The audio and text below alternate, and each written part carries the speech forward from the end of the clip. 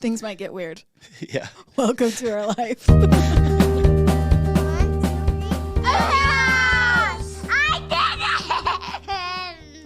Yeah. So we've talked to our oldest two, and they're totally aware. Of where you're at, or Where what do I'm you at, mean yeah. aware? Yeah, they're totally aware. I haven't told them the whole story, but they know the story.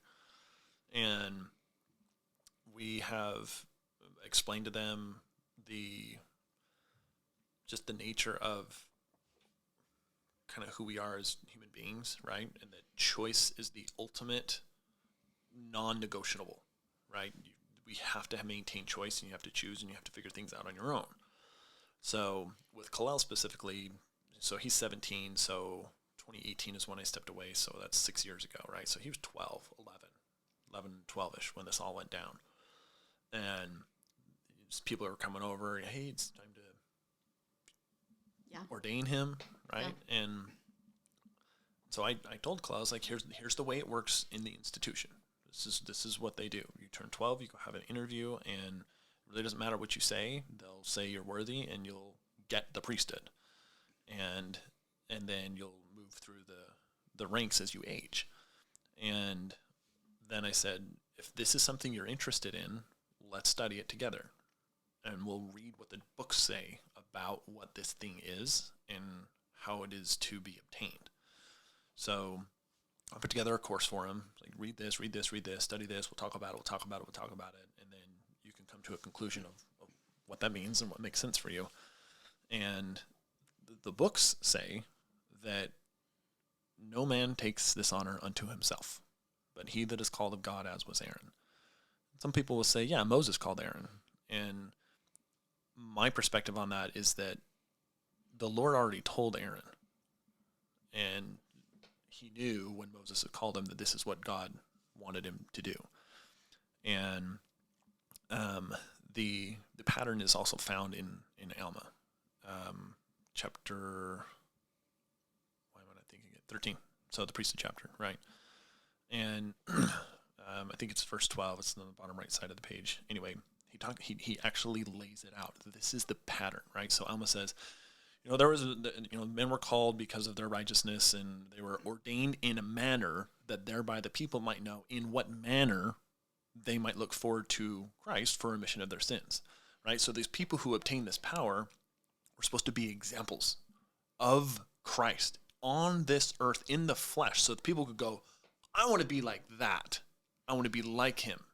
And then they could follow that same course, right? And so all this stuff. But then he says they were called with a holy calling. They were ordained with a holy ordinance. And then they took upon them the high priesthood forever and after Lord of the Son of God. Okay, so first they were called. Who called them? It wasn't a man. God called them. God called them to the priesthood.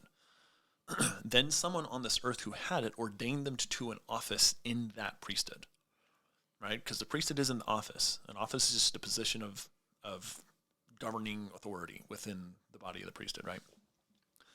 And then you make a covenant. You say, yes, I will obey the laws of this order. And as my obedience maintains itself, I will obtain the powers of this order as well. and this was one of the things I learned by going through the Book of Mormon, right, was this pattern. I remember reading that in Alma, and it was like, bam, like that. I remember being told that's the pattern. Because I was so upset, if you remember, I was so upset about the priesthood, right? How do I get this? How do I obtain this? What's going on? And I was reading through it, and it was like, that's the pattern. And I was like, there it is. Like, there it is, right? And I was like, well, if that's true, then it has to exist elsewhere. So I went back and read the experience that Joseph and Oliver had when they were called by John the Baptist, right? So they had that experience on the Susquehanna River, right? Same thing. John showed up, called them. You have been called, right? Yeah. And then, he actually laid his hands on their head and gave him power, right? And then Oliver ordained Joseph, and then Joseph ordained Oliver. And then they baptized each other. It's like, there it is. That's the pattern. They got called by the Lord, right? Through an angel, right? You're called to this power. You're being ordained as priest or whatever it was, right? Now go perform ordinances now because you're now in this position, authorized position, right? And then they can move forward. Same thing happened with Melchizedek priesthood. So anyway, the pattern was there in the books, and I walked through that with Kalel. Like, this is not an earthly thing. This doesn't belong to any man. This is literally the power of the gods, and they are the ones that decide who gets it and who doesn't. It does not matter if someone lays hands on your head. It doesn't matter who they are or what they are, unless they are a direct messenger of the Lord, and you have already received that calling yourself, right? So I explained that to him, walked him through all the doctrine of the scriptures, and I said, this is on you. You can totally go through what the institution does. I don't care. This is your life. This is your choice. The only way you evolve and become a higher spiritual being is because you connect with the Lord in the heavens yourself. I can't do it for you, right? And so he went through his own process and stuff, and they kept coming over, like, hey, we want you to come, and he would go to church, and he'd come back all the time and be very frustrated because of the lack of content, I guess. You know, most of class time was spent disciplining. Trying to get the kids to listen. Yeah, rather than actually having instruction or discussion, things like that. So he really struggled with that, and then they would say, oh yeah, we need to ordain you, and he's like, I'm not ready. Yeah. I don't know if that's what the Lord wants me to do. I have not received that for myself. And there was always this narrative of, oh, that's not how it works, right? You can just go through, and we decide if you're worthy, kind of thing. So he's never been ordained. He's still an unordained member. And to this day, none of his friends know that he doesn't go to church. That's what I'm like. Is this he actually had a friend. shareable? Yeah. So he had a friend. He had a friend that we can cut it out if you can ask him. Okay. He had a friend that started to have conversations with him about church and scriptures and all that stuff. And Clell ended up telling him where he was, and his friend was shocked. He's like, "You were the most churchy, whatever type." Yeah, he's like, more than anybody I know, and you don't even do it. And it kind of threw for a loop for a second, but yeah, because he's been taught that you have to be living in a certain way to be like that, and so it was actually something he'd never experienced before. Right. This kid is like, wait, that's an option? Like, I didn't know that it was even like that, which is good to see before, because he's going to go on a mission. Yeah. So then he can see, different people live differently. You don't have to be in this institution to be a good person. For sure. So it was an experience that he had never witnessed before. Well, and it's hard that kids can't just share that with their friends normally. Or their parents. Or their parents. Mm-hmm. Yeah. Because that's the culture. Yep. Yeah. There's a lot of fear. Yeah. Fear around it not being followed. Does he feel that way, that he can't share that with his friends then? Or is it more just so that it doesn't He just doesn't want to ruffle any feathers or turn things up that don't need to be turned up. Like, there's no, I don't need to, his position is, I don't need to broadcast it. I don't need to tell people this is, I don't have anything to prove. Yeah. Right? I'm not fighting with anybody. Good for him. And then it's like, there's no reason. Don't ask, don't tell. But if people have a question, he's had friends ask questions, and he tells them. There you go. So there's a couple that know that's where he is. But what's weird is, though, he'll go to seminary too. Yeah. Right. And he's like, I'm interested. Well, I'll take this class and take this seminary. And other times he won't. He's like, yeah, that's not it. Yeah. Yeah.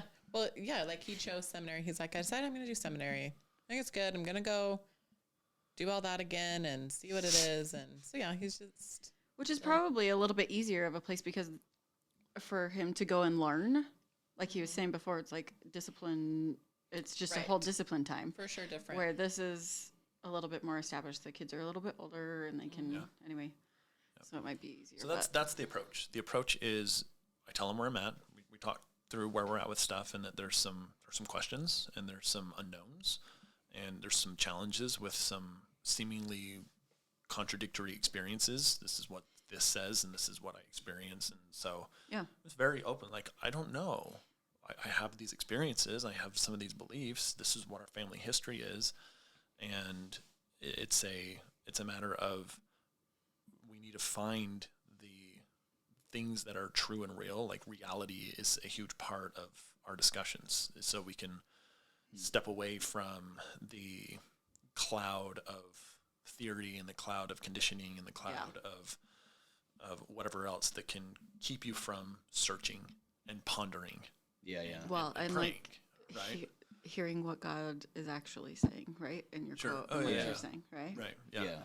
Yeah. So with our daughter, she's starting to get to that point, and this is where the whole classes come in too, right? And it's when they are emotionally and intellectually prepared, not prepared, that's not the right word, when they're ready because of their own maturity, then it's, okay, let's run you through these courses of the Great Debate so that you can have this breadth of information about the world and how it works and how people have worked and what the psychology of belief has been throughout the history of the world. And we're no different than the people were 100 years ago or 5,000 or 30,000 years ago, whatever it is, right?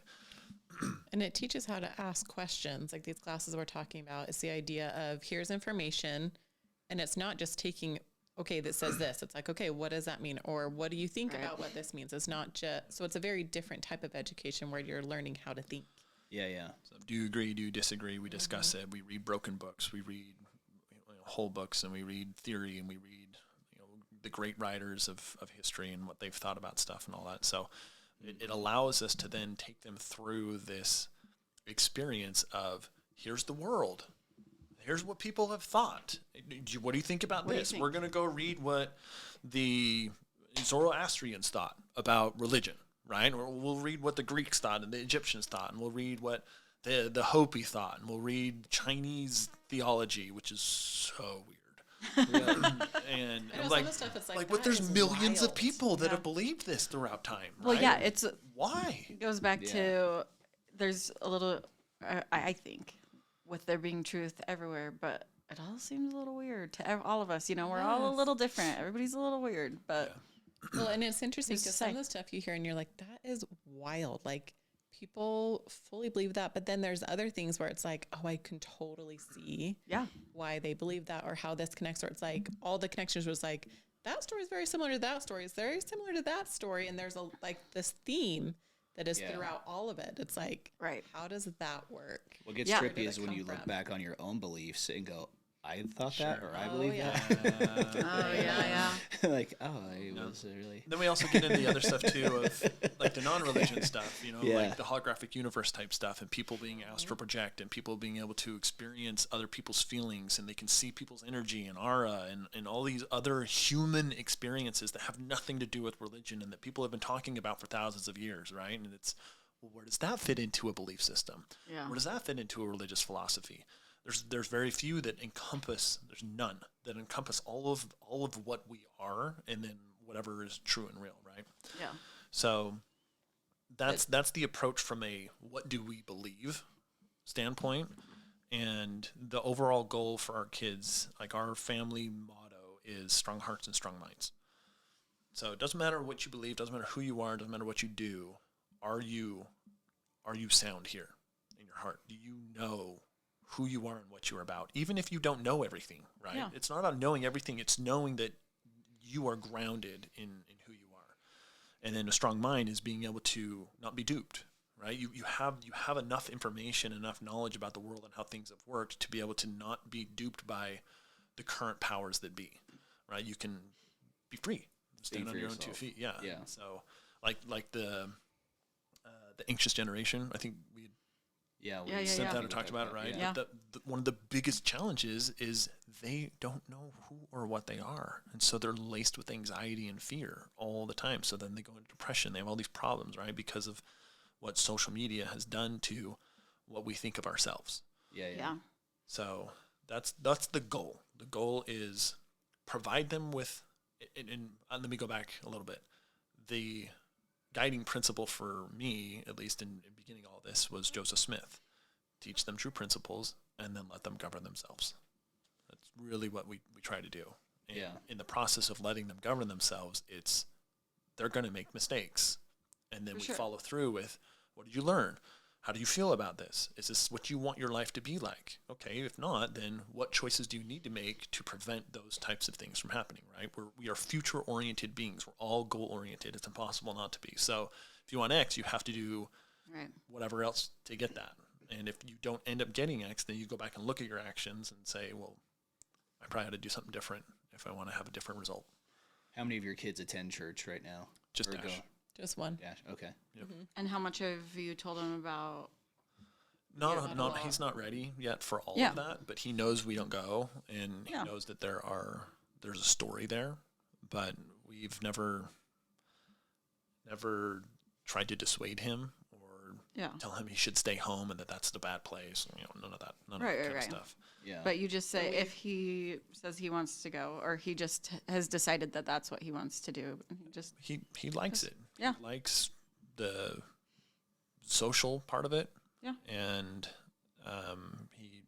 he told us one day that, so he had turned 8 and we didn't baptize him. This was one of our fears of the whole thing, right? Yeah. It's like, hey, we're going to do this. What happens when Dash gets baptized?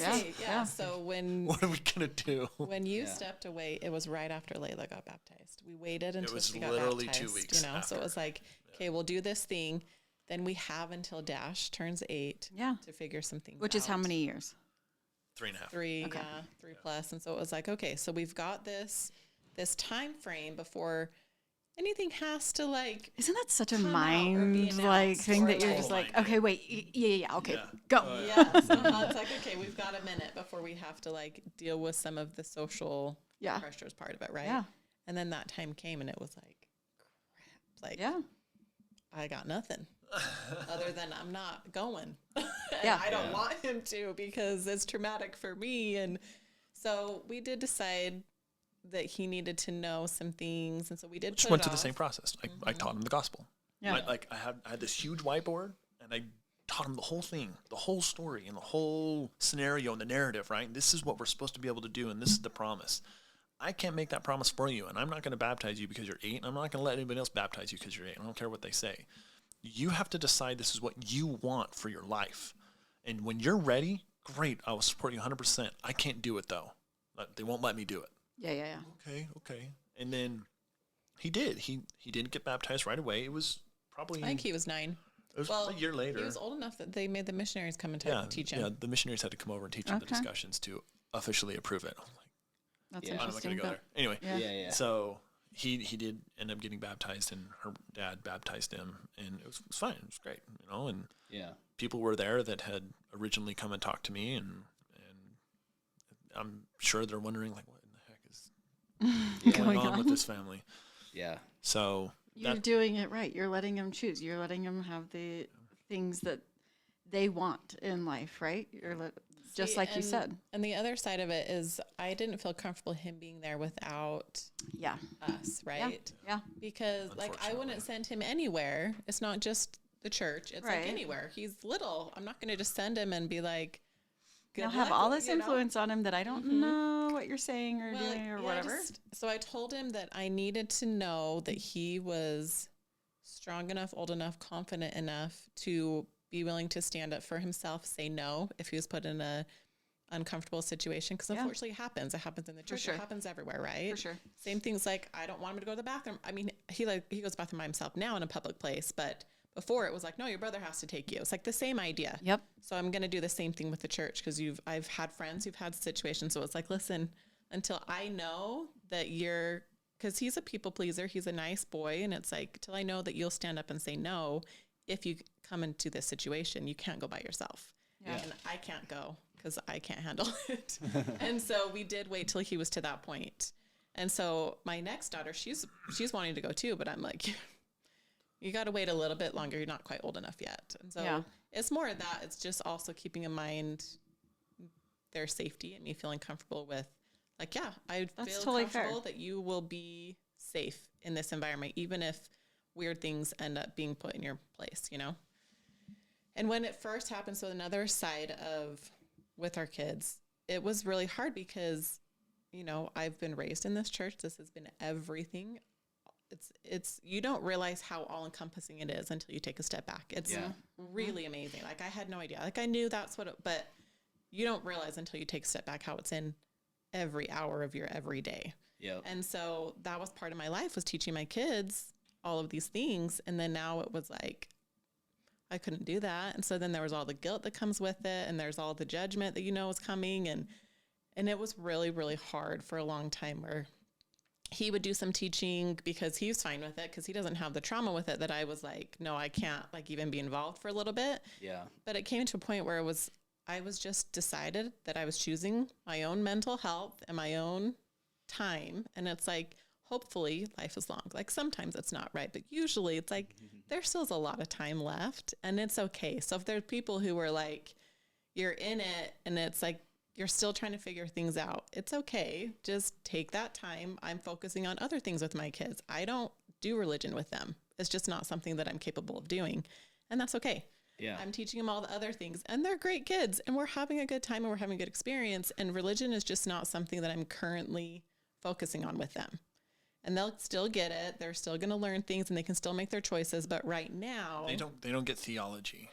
They get religion every day, which is this is the type of person we want to be. Yes. Right? You're honest, you're trustworthy, you're loyal, you're scout model type of stuff, right? Yeah. Just a quality, excellent human being. And I homeschool. Like we're doing those things all the time.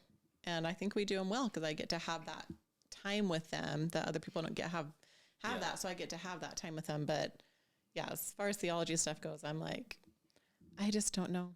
You can ask your dad or we'll talk about it later. Yeah. Well, let's dive into your story then. So let's talk about I'll just keep it really short. It's just simple. Born and raised. I actually had a great experience. Like Dash likes going to church. I loved going to church. I had a really good experience. I didn't have a negative experience. There are things I look back on and I'm like, oh, I don't agree with that, or I don't agree with that, or there's things that I would have done differently, but I still, like, I understand too. It's like, everyone's trying their best. Like, I never felt like people were doing anything bad or wrong. Like, I just think everyone was doing their best and people are teaching things that they believed because they were taught those. And so there's things that I disagree with, but I had a great experience.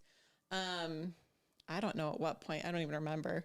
I don't think about it anymore, but Was it after Kyle? Yeah. It was after, right? Oh, yeah. Some things that were simultaneous, but you were all in. I didn't do anything to influence No, her. after his experience. It was I had before. mine. She did her own yours was. thing. I didn't tell her she needed to do anything. It was like, this is me. You do you. She was having her own challenges, so nothing I did was before to try and to influence after. her. So I would say I started struggling before he did, for sure. Like there was a period of time, and honestly, I think a lot of mine just came from postpartum depression. Right. I think that I really struggled. My first two, I never experienced it. And my third one, I did not super bad, but I did enough where it was like, I didn't really know what was happening until like later on. Then it was, you look back, you're like, oh, like I can see it now, but I didn't really see it then. And that's probably where some of it came in, where it's like, I just wasn't feeling the things that I was used to experiencing. I wasn't having impressions. I wasn't feeling like just all the things. And so I think at that point was when I was just doing the things because that's what you're supposed to do. Yeah. It wasn't because I was like all in or I was being told or I was having any of these experiences. It was just like, yeah, this is what you do. This is what I committed to. We got married in the temple. We go to the church we go to the temple. And it was like, I just sit there and it was just like, I didn't want to be there. It wasn't like a bad experience. It just wasn't really anything for me. Yeah. But I was just like, wasn't you eating too. You just push through and then, you've got all things like, well, what am I doing wrong? And so then there was a lot of that pressure where it was like, it's got to be me.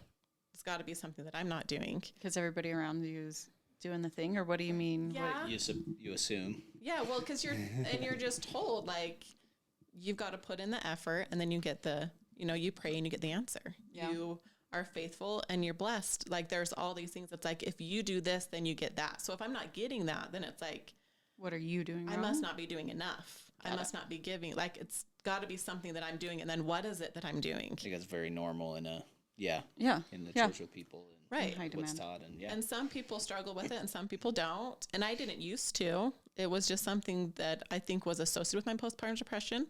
Probably messed up a little bit about how I felt and thought and all those types of things. But so it was more of a struggle and I wasn't super happy with it, but it was just like, whatever. And then I had another baby and got really bad postpartum depression after the fourth. And with that one, it was really hard. And it was after there was someone here, like in the neighborhood, not in our ward, but just really close by. And she jumped out of the truck that her father-in-law, and she got hit. And I remember reading the story and going, I understand. I remember that story, yeah. Like I didn't know her, but reading her story and some of the things people were sharing, it was like, I think I get why she did it. And because it of wasn't postpartum, hers was associated with her postpartum. It was, yeah.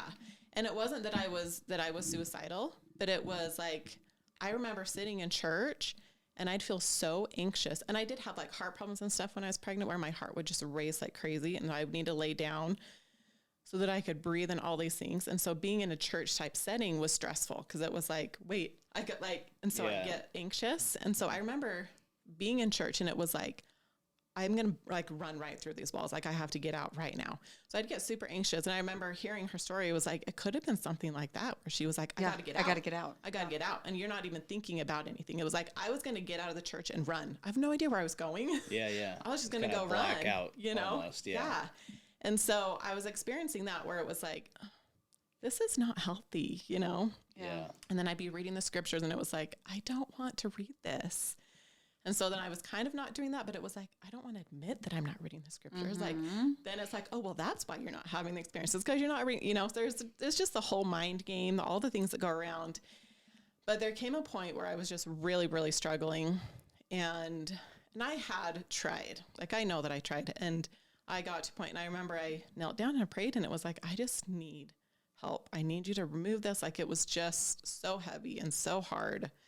And if I don't get emotional, it's one of the first times. It's been a lot of years, but it was literally so much darkness, not evil, but just like heavy emptiness that was there. And I was like, and I was giving everything that I possibly could.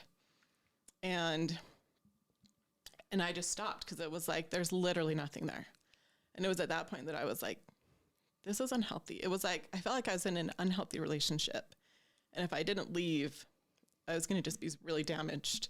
And so it was after that point, and I don't even remember where you are in your story here, but before he was having his things, like I remember when he told me about, I just got told to pull out. And it was like, I wouldn't have ever thought to do that myself, but I also was just, I was only going because that's what you do. It wasn't like I was all in. Yeah. But I was all in the sense it's like, no, but this is what we chose to do. Like, this is how we do life. This is what we're doing. So it's kind of intermixed that way. And he's having all these experiences where I'm having nothing. And so that was hard too. And that next morning I was just like, I have to choose myself. And to choose myself meant I have to step back. And it doesn't mean it's forever. And I don't know what it means. And I'm not claiming that I believe or don't believe anything. It's just, this is not a healthy place for me to be.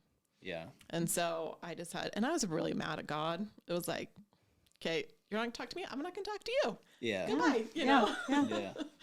We're on a break.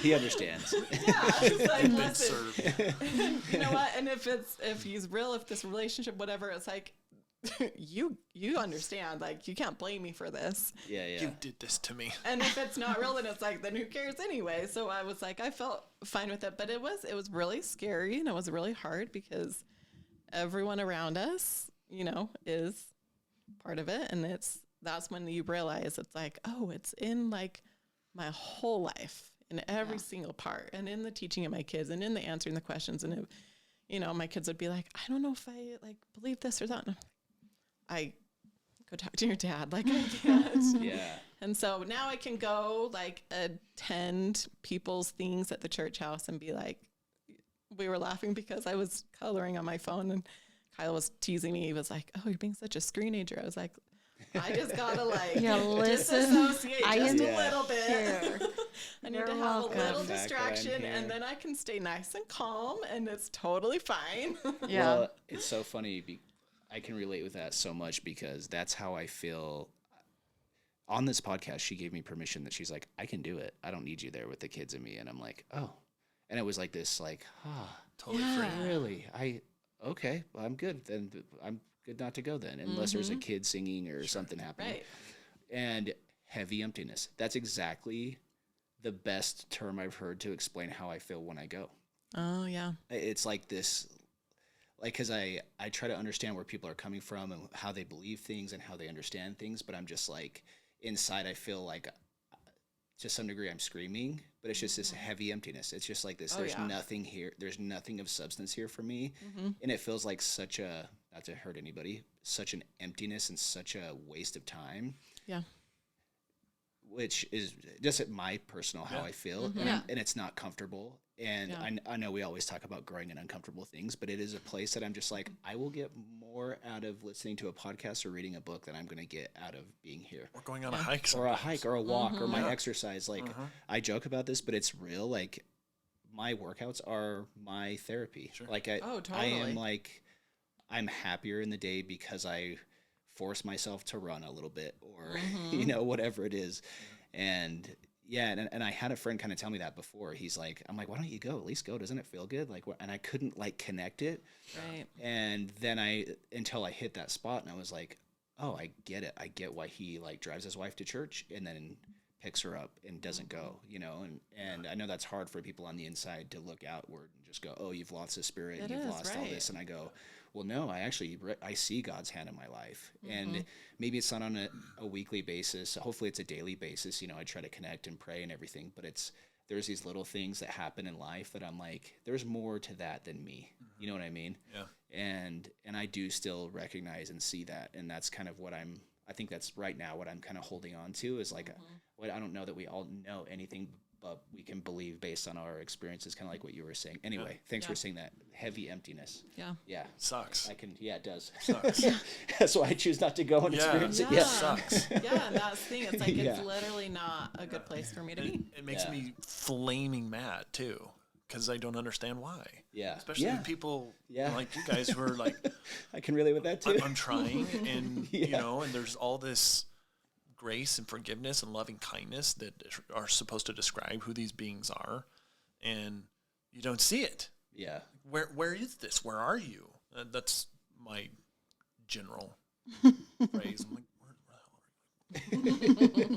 Yeah. So dumb. Yeah. Well, and I remember a friend in the neighborhood, she told me about another person in the neighborhood who had left, and she went and had a conversation with her, and the girl, I don't actually know who she is, but I believe that I can't think of the verb or the description, but she's a perfectionist, but like scrupulosity. More than that. Yes. Yeah, I dealt with that. Yeah, and so for her being there and all of the way that things are taught, it was actually damaging. Yeah. And very, very unhelpful. Yeah. And she was going into deep depression and really, really struggling. And it wasn't until she stepped away and didn't have that pressure of being perfect put on her that she was able to be a functioning human being and actually have some happiness. Yeah. And I remember her telling me that story, and it was the first time where I was like, oh, like it's not actually the best place for every person. I do think it's a great place for a lot of people. Yes. I have a lot of family that I'm like, it's great for you. And I love it for you. It's probably kept some family members of mine out of prison. Yeah, like right? Literally. Yeah. Absolutely. Yeah. We wish we were kidding. It's great. That was one of the greatest. Sorry, I'm cutting you off now. Well, no, it's just that was the first time where I was like, I had never had that like you're saying from people within. It's like, no, like you just come and at some point, you know, you keep trying and then at some point it's real kind of a thing. But it was like, no, actually. And Jess was always really, really helpful too, because she was just so. Let me say this part. She would say to me many times that you were a safe place. Yeah, that's many times. Like, and there's other people that she would talk to about it, but you were always a safe place. I try to be. Yeah. I'm glad. And that's not past tense. Like you are. Like in that time, though, you were the safe place in from a friend standpoint. Yeah. There weren't very many safe places. You cry, I'll cry. Love you. I know, I'm really trying hard. Really trying hard not to. Notice that I'm just staring at him and not even going. She's not blinking either. She's like, okay. Yeah, are we done yet? Stop it some more. No, it's for sure. But having someone where it was like, she would help me know that it was okay. Cause or just that it didn't matter. It's like you're where you are. Yeah. Yeah. And that's okay. It's okay. Mm-hmm. Well, and to your credit, because we did talk a lot, you mentioned one time that you tried to pray and it just wasn't there. Right. That wasn't your only time. No. I remember you taking kind of like Kyle, where it was like, okay, I am going to give this literally every ditch effort. I'm going to give this my all, everything I know what to do. Like leaving and being by yourself.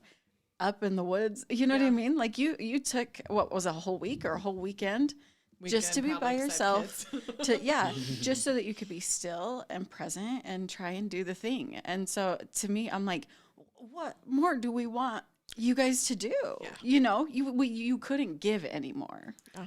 One of the challenging narratives is the idea that there's a lack of faith. Yeah. Right. Which comes up over and over again when things aren't going the way they're supposed to, right? Oh, you don't have enough faith. You don't have enough faith. You don't have enough faith. And I'm not going to go into that, but I do think there are reasons for it. And that's not actually what we think it is. Yeah. From the faith standpoint of things. Yeah. But, well, that was what I was going to say is that was one of the, I think it may be back in the back of my mind. It was something I was hoping for, but I didn't anticipate feeling that relief, like that friend, like that person you talked about. Yeah.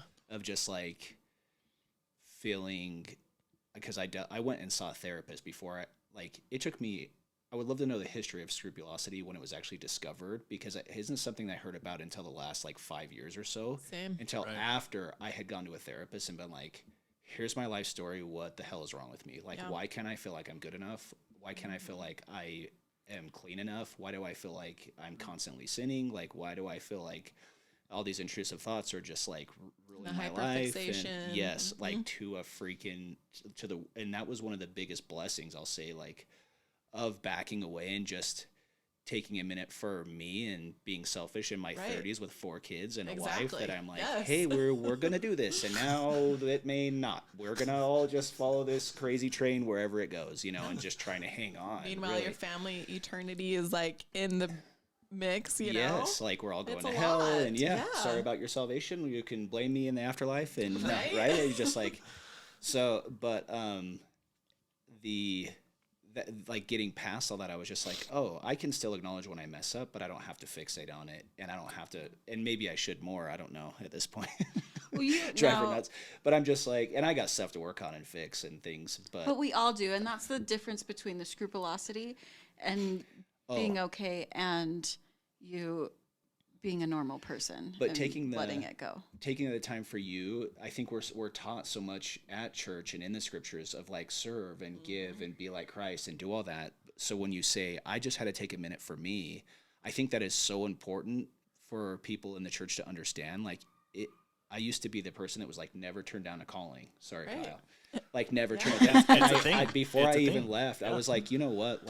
No, there are people in our ward probably, or in church, that probably should say no, because your relationships are suffering. You're way more time. Not only are you going to work, then you're coming home, and you're not even home. You're at the church, and you're trying to deal with everybody else's problems, and your family's struggling, and there's a whole thought I could go on, but you're right. I think that there's just this imbalance of if I take time for me, then I'm being selfish, and that's not what the Lord wants or what God wants. And sometimes that's the only thing that we need, is to think about us for just a minute. Yeah. So what's the scripture? You have to take the mote out of your own eye. Sure. It's all you can't give from an empty cup. It's all that stuff of once you've given so much, it's just where am I? And you kind of lose your sense of self in a way.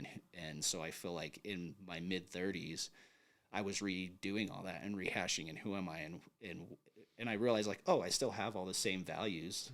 Right. I'm still I still believe in being honest. I still believe in being loyal and doing good and doing no harm, and I'm not great at it, but I'm working on it. Yeah. Well, and I think are perfect, but yeah. I think to that note too, I'm trying to play the devil's advocate here, right? For you, it was you feel oh my gosh, this is taking so much, and it's there's so much that I'm giving. But I've talked to our bishop or whatever, and I was yeah, Hayden always feels so bad for you because you're just here all the time and you're all of your extra time and effort, and he's tell him not to feel bad, I'm good, this is good, so some people, that is, we said before, it is good for them. Absolutely. This aids in their life and who they're striving to continue to be. Yeah, it's great. It can be a great vessel. On the other hand, it can be very harmful. Absolutely. It can be both. Yeah. I know that my mom spends a lot of time doing things like the temple, and it's so good for her. She loves it, and it brings her happiness, and I'm glad that she has that in her life. For sure. Yeah. And I know that like when Kyle was going all the time, I was like, okay, so we've got a family, and, you know, so it's like there just depends, you know, there's different times of life, different people, all those things too. Yeah. But also, so it was really, really hard at the beginning for sure, for all the different reasons. It was devastating. But it gets better. It gets easier. You learn more, you start to heal and start all those things. And it does get better. And I have no idea where I'll end up. But right now it's okay. Like, I'm not worried about it. It's just like, I feel like this is where I need to be. So I'm really confident in where I am now, where it's like, yeah, this is a great place for me to be. And I'll learn more and I'll make choices eventually. But right now it's like, yeah, making that choice for myself, even though it felt selfish and scary and all the things, it was like, it's good and it's hard, but it gets easier. Yeah. We said that before on here, just like that. Yeah. It gets better. Yeah. It gets And better. before I was talking to some friends before I dove into studying, and that's what one of my friends actually said to me. They were on the podcast, the Gregory's. He said, it'll get hard. I promise it gets better. I'm like, okay. And I thought I understood it until I went through it, and then I really understood it. Yep. Yes. But yeah, you felt, and I think everybody processes it differently at a different time frame, and yeah, it's kind of. I think that's one of the challenges in any institution really any institution is the understanding that everyone is different. Yeah. It's one of the first principles of human action. People are different. Yeah. And we're going to behave differently. We're going to think differently. We're going to respond to information differently. We're going to respond to events differently. And it should never be expected that everyone have the same experience in any institution. And giving leeway and giving allowance for that idea of, yeah, you're different. You're going to connect in a totally different way. And this method may not be the right one for you in terms of how you connect or how you're supposed to connect or how you're supposed to believe or whatever, right? Same with learning. People learn in totally different ways than other people. So That's always my thing. Math, you learn it a different way. Everybody has to figure it out. I can't do Common Core math. Come on, you know? I don't Doesn't think make anybody sense. can. Well, it's good to hear you say that. She's good at math, so luckily someone in the house knows how to do math. That's No, but it's, Common Core you know, isn't we all need to learn it in our own way. And that's why, that's why I think it just was easy for me to be like, awesome. Okay. You're doing what you think that you need to be doing. So this is your path and what you need to learn here, you know? So if you're doing and feel like that's what you need to do, good on you. And it feels better. It does. Feels better. I'm so much healthier now than I was then. Yeah. Same, yeah. Literally in Same. every way, yeah. Just a really imagine good if that's place. how it was in raising children, where they are taught and they understand the message, right? It's like, okay, I get it, right? And then you let them choose. And Right. they whatever it is they choose, it's still loving kindness. It's like, yeah, he's choosing something different right now. We're going to support and love and whatever, right? To a point of, well, if you start killing people, then we're going to have a problem, right? Right. Yeah, yeah. There's universal. Yeah, there's some things, there's lines you don't Truths that are cross, a bit- right? But if it was a culture of, so if it was a culture of here's the information, right? Here's the offering. You can choose it. It would be so much easier if there were people where we could say, that's your offering, Yeah, right? yeah. Who those people are, those men and women that are holy beings and can do these wonderful things and claim communion, whatever else, right? That's our offering. We can be like that. I feel like there would be a huge change in the way people approach whatever we call truth, because there's examples and there's something to look to for that, rather than having some things to read and an institution to go to, and a lot of it ends up being theory. Yeah. Because there's not an actual practical result or example of it, right? I remember teaching when I was doing deacon stuff, and I would ask the boys, like, guys, what's the priesthood? You'll have it. What is it? What are you supposed to be doing with it? Who are you supposed to be? And it's like blank stares, right? They have no idea. They have no idea. And I feel like the reason for that is because there actually is no prep. like real prep, right? They're not taught and explained, and they don't see examples in their own lives of what this is supposed to be like. But if that was a thing, and then all these children that were raised up was done from the standpoint of freedom, here's all the information, here's what we claim in terms of what the offering is, and this what your result can be. But you have to choose this. It's on you. No one can choose this for you. You have to make this promise yourself and choose to not be like the world and be like this other, blah, blah, blah, blah, right? That would be so awesome. Yeah. Like I've tried to play that scenario out in my mind so many times. Like, that'd be so awesome. It's such a powerful, powerful culture because it's free. It's based on freedom. Yeah. Right? It's truly voluntary. And understanding what you're even doing. That's what I mean. But it's free, right? You're free. You have chosen this because it's what you want, and you understand the choice that you're making and the potential consequences of it. Yeah. Rather than being on a conveyor belt and you're just rubber stamping all the way down. Yeah. I think of that in like politics too, of people that push certain agendas that don't understand the repercussions of the agenda and understanding what it really means for people. Sure, like a grocery price freeze. Yeah, it could be part of it. Force them to sell at these prices. Yeah. All right. Well, it's going to create unemployment and a whole bunch of other problems. Well, one of them, that's probably that's a much the better one to talk about. But I was actually thinking about like the one that came to mind was like abortion, and in talking to a friend of mine that she's older now, but she had an abortion and then she had 2 kids afterwards, and it was one of her deepest regrets. And I'm like, how could you? How can you go push?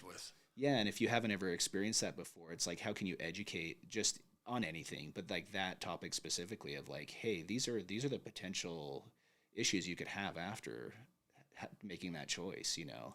And again, freedom. I'm with you on freedom. I'm gonna get there with my kids eventually, but it's not easy. No, it's not. Because you have to let go, and you still have to deal with the consequences too, right? So that's one of those. Yeah. Okay. Yes. But yeah, just understanding what you're even doing and what is life and who are we, and anyway, all those classes that we need to be attending that we can't because we're gone half the month of September. No, we really are. I know. Actually. I was like, this would be so good, but I need to get Maddie over there. But it's all and year. Myself, it's all year, so there's no. We just didn't want to be the people that hopped in a couple classes and were reading and why? Just but so. Why are you burdening yourself with that perception? You just do what you can. Well, if it you're doesn't really matter. okay, I don't care. I told her it is voluntary.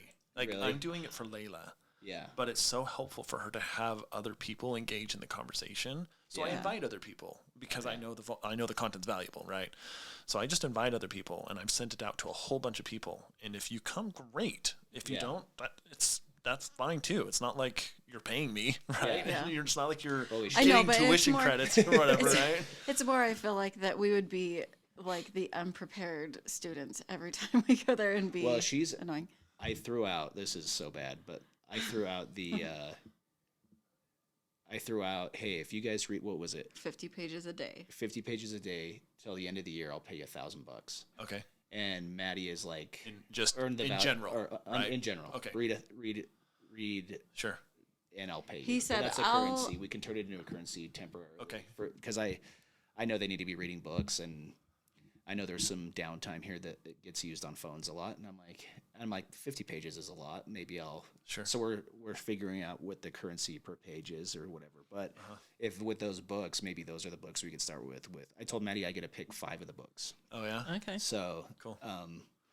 Maybe that's too many. We might adjust that. But there's a few books that I definitely want her to read that I'm like, hey, these would be good for you. Well, she's into it in like some of the material that they're doing. Is it Crucial Conversations? Or what are you starting again? That's later. Well, if you really are cool with us coming to classes when we can make it, then maybe I'll even just send her over if we can't come. Totally. If she's around. But it's voluntary. Okay. If people aren't getting value out of it, don't come. That's what it is. It wouldn't be that at all. It would, like but I that's said, the philosophy, right? That's the philosophy. Yeah, she was more worried about if we came to the classes and then we're only there every other week, and then we were like, don't give to the conversation. And I send out the information before, like, here's what we're reading, and if you read it, great. If not, the discussions are always valuable because people come with their own perspective on stuff, and we talk through a lot of different things. But it is not in any way, you should not burden yourselves with that perception of we're going to be the annoying people. Yeah, that was it. Definitely not. And we have, we're 6 days a week in football right now, and then somehow we threw in. Well, I have a work trip, then we have Lake Powell and Yeah. chaos. Nice. But Yeah, I'm it's like, why busy. did We should ask yeah. them tips and tricks because Yeah, tips and tricks. they go every summer. We've Do you not really? been since Oh, high pal. school. You do? Yeah, we're pal? going we're going October, first week of October. Oh, we're going last week of September. Okay, so we Come down early and drive our houseboat for us because we're scared. You're going to Bullfrogville, right? Yeah. Yeah, we're in We're Wally. going to Wally. Oh, yeah. So it's a 7-hour drive. Oh, yeah. Gotcha. I know. Isn't that crazy? I was trying to find a place to stay, and I was like, "There's Pages right there." Yep. No, it's not. You'd have like to 3 get or on the 4 hours. ferry, go across halls. Yeah, no, it was not close. So It's not I think there's like a hotel to stay in because Yeah. you got to stay overnight because then you pick up right first thing in the morning, right? The houseboat. We whatever. just drive Anyway. super early. Yeah, that's not. I actually wouldn't mind it. I asked, I'm like, should we just drive down early? But Yeah. everybody else wants. I don't we're going want in you a to- caravan. You've never driven a houseboat. I think we should No, I be thought we well were talking about when slept you're just and driving ready down to go. the morning of, and then just getting there. We early. leave at like 4 a.m. Yeah. Oh yeah. See, I'd be down with that. Then the kids sleep, and I'm up early anyway. I could Right. do that. I usually feel better in the mornings, and just It's so much better. We've done it the other way too. And staying over, you just feel like it's I was just worried long. about that. Yeah. It's long. I'd rather sleep in my own bed any day of the week Yeah, that's me. instead of I know. I'm just going somewhere else. gonna commit to being uncomfortable for like 5 days and nights, and here we go. He's Yeah. like, We sleep on the beach. do you? Really? Yeah. We don't Yeah. sleep on the boat. We sleep on the beach with our own beds, and it's great. Really? Like totally comfortable. There was one year we went and we docked in this kind of inlet, and the surroundings were rock. It wasn't sandy, so we just kind of anchored where we could. But there was this spot off the rock where it flattened out right on the water, and the water doesn't go up and down very much. At least it didn't used to. Anyway, we had this big blow up mattress, and we put it right on the water, like 2 feet off of the water, and that's where we slept for 5 days. Oh, that's awesome. So we're going to sleep. There's the moon. The water's lapping cool. on there, and it's just You us can hear out the there. coyotes. The boat's Really? like 100 And yards the away. stars you can see. Dude, it was awesome. That's nice. Yeah. Yeah, Pal's pretty. It's a magical place. But never on the boat. Never Really? Yeah. on the boat. Not comfortable, huh? No. Not for him. I'd be Well, fine. there's too many people, right? There's like Yeah. 35 of us going. So all the cabins are taking, which I would never sleep in a cabin anyway because the roof is So short. right there, So right? So short, it's yeah. claustrophobic. And then up on the top deck, it's just sardines of, Yeah. of kids and Yeah. people, And and certain people are people snoring, snore and right I'm like, I'm out. Yeah, yeah. We go as far away from the boat as we feel comfortable with, and we sleep by ourselves. So that's Sweet. my That's awesome. recommendation. All right. Yeah. We do have a blow-up mattress. Yeah. Or a pad. Like I just have this big 3-inch thick pad. Yeah. That she likes the mattress, and I'm like, they're uncomfortable. My back hurts, but Yeah. We got the one from Pads more Costco that you comfortable. can like choose the 3 levels Oh, of nice. firmness. Yeah. But you have to plug it in too, so Yeah. I don't have the generator or whatever. I don't know. Yeah. So Anyway, there was a thought I had when you were talking about kids that it was something that changed my perspective on it, with them making choices and stuff. So I don't even remember where it came from, but I had a realization that while they are my children, they're actually their own person. Yeah. They will get married, they will have their own kids, and they will not be connected to me in any way, right? I'll be connected to her for the rest of my life, and that's a different story. But my job for my kids is to train them how to be an adult as fast as possible. And so in order to do that, I have to step away of let me say it differently, I have to get out of their way and let them learn how to be an adult. So that was one thing I was like, okay, yes. And that for me was part of the whole idea of freedom. They are free right now. And my job is to provide them with instructions and then let them govern themselves, because they are going to be their own person very soon, right? Child rearing is very short Yeah. in lifetime, right? So that was the first thing. And the second thing was that there is a very real debilitation that happens when children are not allowed to be adults as soon as they can. In fact, there's a book, what's his name? Robert Malone, Robert Epstein. Yeah, Robert Epstein. So he's a data analyst, but anyway, he wrote a book that is called The Case Against Adolescence, and he talks about what's happened to specifically American, but kids in the last 100 years, where they have been de-adulted very quickly, and there's this phase of adolescence, which simply means you're not an adult. And kids used to become adult ability by the age of like 11 or 12, right?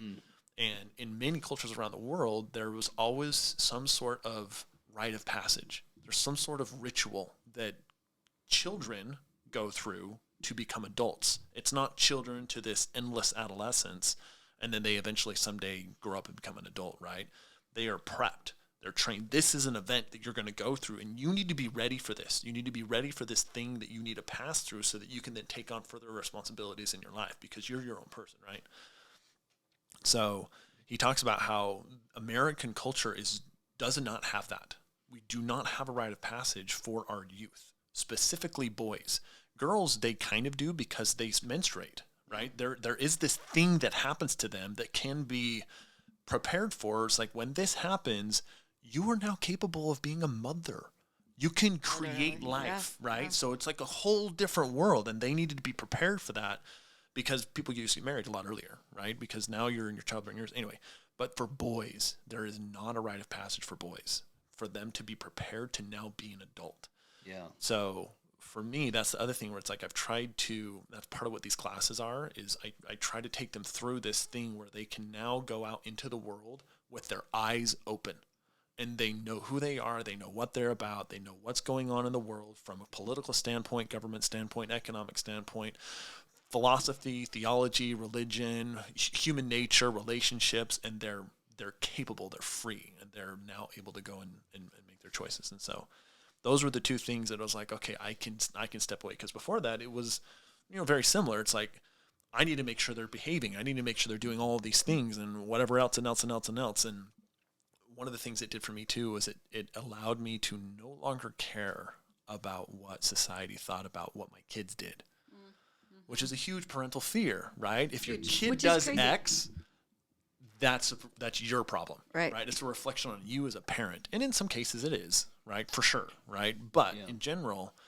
if we can be free from us paying the emotional price and psychological price of our kids' bad choices because they have been taught, then you're also free. And that was, for me, it was like, oh my gosh, this is so freeing. But it's also huge responsibility, because I now have to prepare them so that they're capable of actually going out into the world and making choices. And then I just can't get in the way of the consequences of that choice being carried out upon them. Have you put your classes online yet? Are you going to? Start recording them. Do a blog. I do record all of them. So for if you guys miss one, I record all of them. Oh yeah, that's right. You can just go watch it. But okay. I've been asked that many times, and that's not the point. It's for my kids. Yeah. That's what it's for. But I know it's so valuable for them to have outside the house opinion, because everyone has different life experience, right? And we talk about stuff. People disagree, and we're like, oh no, but it's a safe place to disagree. And you just call it Critical Thinking Courses by Kyle Roberts. It's Human Excellence. Oh, there you go. Human Excellence. It's how to be an excellent, fabulous, world-class, elite human being. Not because of your physical prowess, right? The greatest strength we can have as a human being, I believe, is in our emotional and intellectual strength, right? Strong heart and strong mind. So you don't get offended easily, right? Which is a hard thing to do. It's very easy to lose your temper. It's very easy to get offended at somebody and fly off the handle. It's relatively easy to do, right? Real strength is being able to take it and let it pass through you, or have it come in and respond in a way that is kind, right? We disagree, and it's okay. And if they're going to come at you physically, initially you take it, right? That's hard to do. That's so hard to do, to turn the other cheek, like really and truly turn the other cheek. That's difficult. But I think those are the type of people that the world needs. Love it. Agreed. So it's funny that you said that. I was like, oh yes, I'm doing something right. Because I tell my kids all the time, I'm like, my job is to like work myself out of a job. I'm supposed to teach you out of a job, right? Like my job is to make you a contributing adult, and that you can live life on your own. And so when they have, fight back, I don't want to do my laundry or clean the bathroom, I'm like, listen, that's all a part. This is all, I have to teach you this. Otherwise, who's going to do it? You're just, these are life lessons, but even down to, okay, your laundry has been sitting in here for how long? And there are other people that need to use this laundry. Like when you have roommates, they're not going to be as nice as, or a spouse. Yeah, oh yeah. Yeah. So when you said that, I was like, yes, I'm right. Freaking, I'm teaching you to be an adult. In a different way. You're more mental and whatever. But still. Yeah. It's I'm an idealist. Yeah. I remember when I ran for office here in the state of Utah, and I was an intern for the sitting representative, just kind of helping him just because I was going to see if I was going to do it or not for sure. But as we would talk about stuff, he would always say to me, Kyle, you're an idealist. You're going to struggle up here if you get elected, if you win, if you really want to do this, because the way you see things, he's like, not that I disagree with the way you see things, but the way you see things and the way it really is so different that you'll be frustrated every single day. And I was really disappointed when he said that, because I had all these aspirations, like, oh yeah, we're going to make the state more free, we're going to fight for this and fight for that and do all this stuff, right? And my brother ended up winning, and it was very eye-opening what he went through and what really goes on. And I was familiar with it, but he experienced it on a very direct level, and just the real challenge of the control and the very, very agenda-based lawmaking that happens. But in our family too, that's one of my biggest struggles is I see how it could be, and I see how I want it to be, and what the books say it could be, or whatever says, Right. And I'm always comparing, like this is the thing that it could be, and this is what it is, and I can't close the gap, so I spiral down and get really mad. I've had a lot of boxing matches with my steering wheel, and it always wins. I hate that. My hands hurt, my arms hurt. Did we finish up talking about your story? Yeah. I just thought of that. Yeah. Yeah. So. That's all you wanted to share? Sure. Yeah. Just wanted to make sure that we came back. I was telling them that I wanted to kind of dive in. They've introduced us to some cool little things. So crystals, you guys. We're an hour in. I'm getting really hungry. You didn't eat one of these bars. I didn't eat anything today. No, that's not true. I had a protein shake and. Go get some food. It's fine. we can bring it down, eat it right here. I don't care. Our kids too are upstairs, just sitting on the couch and waiting to be. I just thought it would be fun. I would love to do this. I'm just wondering if we do another episode, and we plan it out and do it in a week or two or three. Cool. Next week, next Sunday. Good. I'm good for whatever. Okay. Yeah. Whatever you guys want to do. Because we can go another We could go another 5 hours. Are you Yes. kidding me right now? My stomach is overriding whatever you're about to say. It's 2:00. It's 2 already. What? That's I fine. didn't even actually realize that. I didn't either. It's gone by pretty fast. Yeah. Oh, you guys are the best. I'm just glad that Thank you for coming. we can just For sure. talk for hours and hours. So That's great. thanks for coming. Yeah. Yeah, we'll do. It's great that it's a safe place. Yeah. Good. Yeah. I'm glad. And I hope you guys feel that way too. Yeah. For sure. Yeah, for sure. For sure. I was Cool. just going to say Just the same get that thing. stuff. You beat me to it. So, anyway. Okay, thanks for coming. And Kim, let's do you want to talk say the cool closing things. prayer? Yeah, go for it. Such a jerk. Please. Yeah. Thanks for coming on, you guys. Cool. You guys All are- right.